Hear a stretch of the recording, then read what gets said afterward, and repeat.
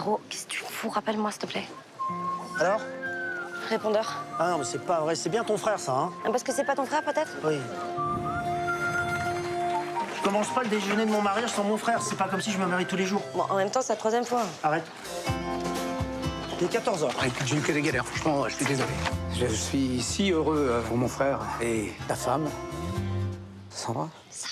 Sarah. On a eu cette idée d'une sœur, comme ça, qui est un peu étouffée par ses frères, ses deux grands frères, et en même temps c'est leur mère. Enfin, ce mélange-là, puis on a commencé à écrire, et les personnages sont venus.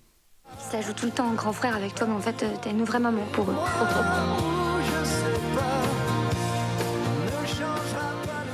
En fait, moi, je suis touchée par l'idée que cette fille, qui a été une jeune fille, ait dû très tôt prendre ses frères et sœurs, ses frères en main et dû les materner comme ça. Elle a dû comment dire, devenir adulte, je pense, assez jeune. Elle a une espèce de précocité en elle, mais en même temps un retard, une carence, parce qu'ils lui ont tellement demandé, ils lui ont pris tellement d'énergie qu'elle-même n'a pas eu forcément le temps de s'épanouir, de s'accomplir.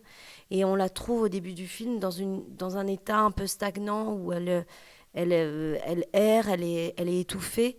Et heureusement, la lumière au bout du tunnel, en la personne de Zoher, interprétée par Ramzy Bedia, qui va justement l'aider à lui montrer une autre vision de l'homme. Ton soleil. C'est mon soleil, exactement. Si j'ai quelque chose d'important à vous dire, j'ai rencontré quelqu'un et je suis amoureuse. Voilà, non, tu t'emballes. J'aime pas beaucoup cette phrase, moi. Je vous dis que je suis amoureuse. Mais qu'est-ce que j'ai des têtes d'enterrement, là.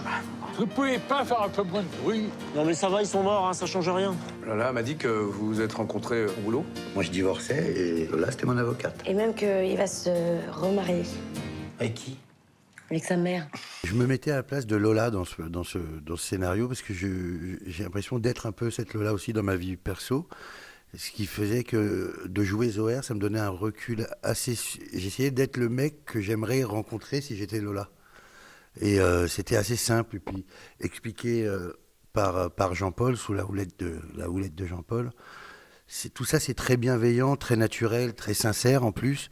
Donc c'était facile de trouver quelque chose de personnel à mettre dans ce scénar, à mettre dans ce film. Et... Tout donné pour cette boîte, moi. Je vais faire quoi maintenant? Vous pouvez vous me jeter, j'ai droit à quelques insultes. Connard. Pardon? Je signe où, fils de pute? Mon stylo. Ton frère, c'est pas du tout le genre de gars qui va dire qu'il a un problème. Pourquoi tu m'as rien dit? Je ne suis pas qu'un opticien. Je suis ton grand frère, merde. C'est les relations humaines qui nous plaisent finalement, quelles qu'elles soient. Moi, c'est ça qui me plaît, c'est parler de la vie, c'est parler des moments de rire, des moments d'émotion, des moments de tristesse, des moments de joie, des moments de cafard, des non-dits, de tout. Tout ça me plaît.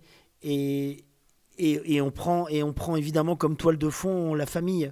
Parce que la famille, il y a quelque chose de fort et il y a quelque chose les liens du sang, voilà. Il y a les liens du sang, et les liens du sang, qu'est-ce que c'est les liens du sang finalement? Est-ce qu'on serait amis? On se pose souvent cette question avec David.